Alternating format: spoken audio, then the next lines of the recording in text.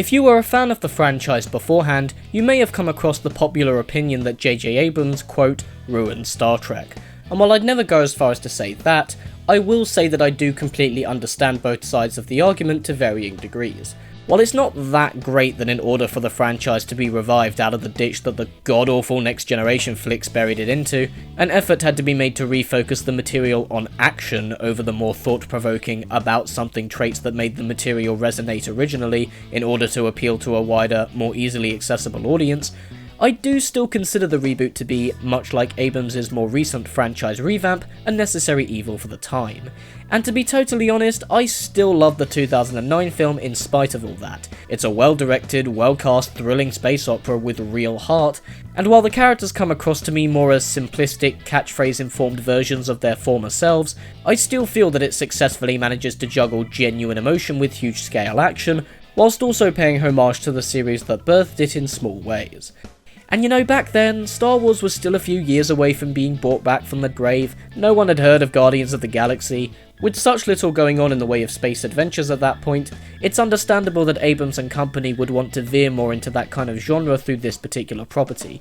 And you know what, if the franchise living on meant that we had to sit through an admittedly superficial but still fun as all hell Star Trek film to get one step closer to more faithful adaptations, there are far worse things to suffer through.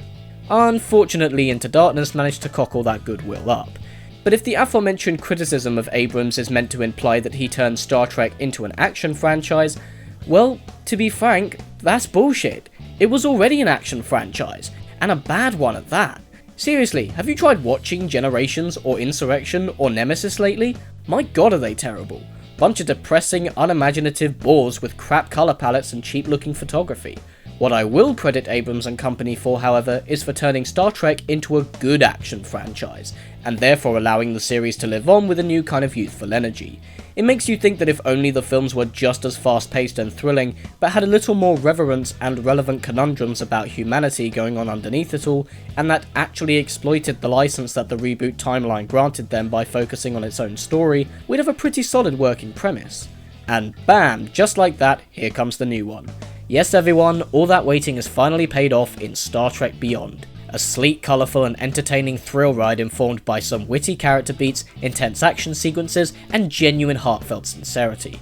I'd associate it most with the likes of Star Trek IV The Voyage Home, in that it's mainly a charming, fun, bantering, crowd-pleasing blockbuster with a bit of underlying morality seeped into the mix, in which everyone gets their moment to shine, and I absolutely love it. This time round the bigger emphasis appears to be on relationships and exciting interactions, before it could alternatively be about the kind of dialogue-heavy cerebral stuff that you could also go for, and personally, that's fine by me, since the film recognises that its goals lie within its characters and it achieves it honestly. This isn't trying to be the undiscovered country per se, but the adventure is very much still informed by philosophies in relation to its utopian future setting, and something like Gay Sulu is just one small part of establishing those ideas.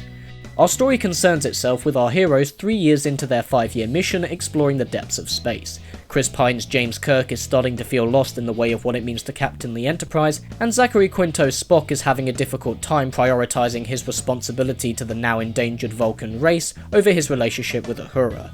But when they and the crew find themselves setting course for a rescue mission inside of a mysterious nebula, they're soon bombarded by a swarm of ships led by Big Baddie Krall, played by Idris Elba, who seeks to steal an ancient artifact on board to settle a grudge against the Federation, and the ensuing battle causes the crew to abandon ship and crash land on the nearby planet. And what's funny is how all that huge scale plotting leads to an adventure that works so well in its simplicity. In stark contrast to giant intimidating starships, planet-eating weapons and black holes, the best trick of Beyond is that it opts to go smaller and more intimate by placing our heroes in what I'd argue is the most familiar feeling scenario we'd expect these guys to find themselves in by now out of all 3 recent entries. This is, for all intents and purposes, an episode of the original series. The crew are stranded on different parts of a planet as separate away teams, Kirk and Chekhov and Spock and Bones find themselves scattered in pairs, Sulu and Uhura remain with the rest of the crew under Krall's imprisonment, and Scotty teams up with an alien scavenger named Jailer, and their environments consist of on-location spots mixed with some charming and elaborate vibrant sets, while the main crux of the story depends on characters talking things out, getting into the occasional fistfight, and engaging in a lot of techno-babble problem solving. And it results in a film that plain and simply really works. On this occasion, the script was handed over to Simon Pegg and Doug Junn, and while not flawless, in comparison to the scripts handed in by Alex Kurtzman and Robert Orci, it remains very true to these characters that we know and love, and an abundant amount of fidelity for the property looms large over the whole screenplay. The other difference comes in Justin Linn taking over from Abrams in the director's chair, and for a guy who's most known for having directed Fast and Furious movies, it's ironic that this would be the filmmaker to go slower and a bit more aware with his pacing. The dialogues play out nicely and never feel crammed in between set pieces, and the action moments are still gloriously fiery and electric in urgency when they need to be. What I especially appreciated was the film's ability to open without having to immediately force us into an action-driven plot. It gives us a nice amount of time to get reacquainted with these characters, and while I personally grew sick of Lynn's spinning Dutch angles, it's clear that he has a natural talent for handling ensembles, and he really captures that spirit of family that informed the original films. And that brings me to another point. Again, like Star Trek IV, everyone gets something to do. This cast is truly fantastic and they all bring something different to the table. The movie is undoubtedly at its best when dealing with Spock and Bones. These are two characters that have always been a perfect contrast, and Pegg writes some really funny exchanges between the two. It's also a joy to finally see Karl Urban get his due in the role. The actors play off each other incredibly well, and the movie reaches some of its most sincere moments through their dialogues. There's also an especially nice idea explored through Kirk rethinking his motivations for joining Starfleet and openly acknowledging that it stemmed from a need to live up to his father's name. And his arc in moving past that to really become his own man works as a kind of self-referential transition from the rebellious, angsty frat boy with something to prove that previously informed the majority of his character, to a more grown-up, quick-witted and commanding captain that seems more in line with the likes of Shatner's portrayal. He's way more likeable in this than he's been before, and I really enjoy Chris Pine in the role. Sofia Boutella is also a great addition as Jayla. She's very funny, it's nice to have an alien presence join the good guys, and she establishes herself a very strong, capable female character alongside the rest of the crew. If they wanted to bring her back as a mainstay in the series for next time, I would not be opposed to it. But ultimately, the flick really finds its footing in Quinto's Spock. It's no secret that Leonard Nimoy died between films, and the way that they actually handle that death is really quite inspired. Because this is an alternate reality in which both Spocks coexisted for a while and knew one another, not only can we reference and pay homage to the man in the meta sense, but the script also manages a perfect job of weaving it all into a narrative arc that takes Spock to a genuinely moving and resonant place towards the end of the picture.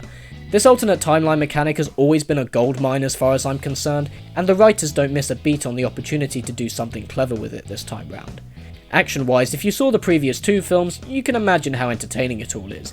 The initial attack on the Enterprise and a later phaser gunfight shows a great awareness of scene geography, and the finale is an incredibly inventive rollercoaster ride that never lets down on the stakes.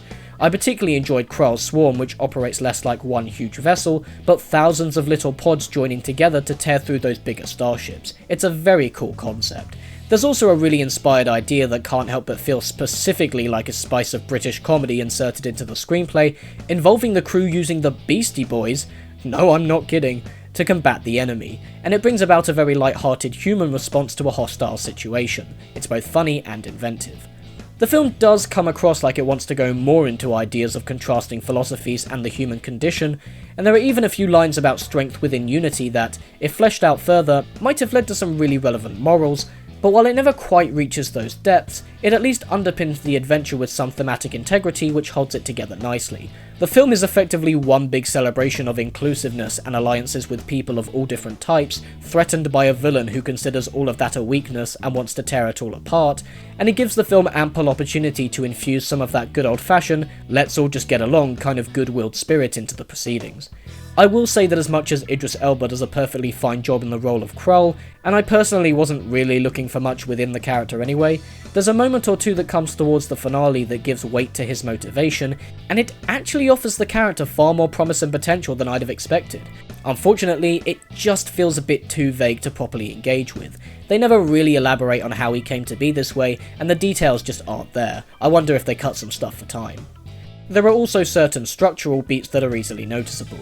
The ship being destroyed, a magical MacGuffin that could be dangerous in the wrong hands, etc. In particular, it's very obvious that once the Enterprise docks with Yorktown, a space station pit stop thriving with humans and aliens living peacefully at the very start of the film, we're probably going to see it under attack by the time the finale rolls around. It's not a huge issue, but I get why it may bug some people. and it's not really the fault of the filmmakers, but it's a shame that the late Anton Yelchin doesn't get too much to do as Chekhov, though rest assured when he's around the guy is as entertaining and charming as ever. The man really was a brilliant actor who will be sorely missed, and the film offers a nice couple tributes to him and Nimoy at the end. Overall, Star Trek Beyond is a really fun, engaging time. The characters feel at once both old and new, and the adventure sets a new standard for the kind of films Trek should be dishing out. Character-driven, colourful and clever looks into brand new worlds and ideas. It's a shame we had to wait 7 years to get to the proper true sequel to the first film, but it's here now and it's a heck of a ride. Check it out.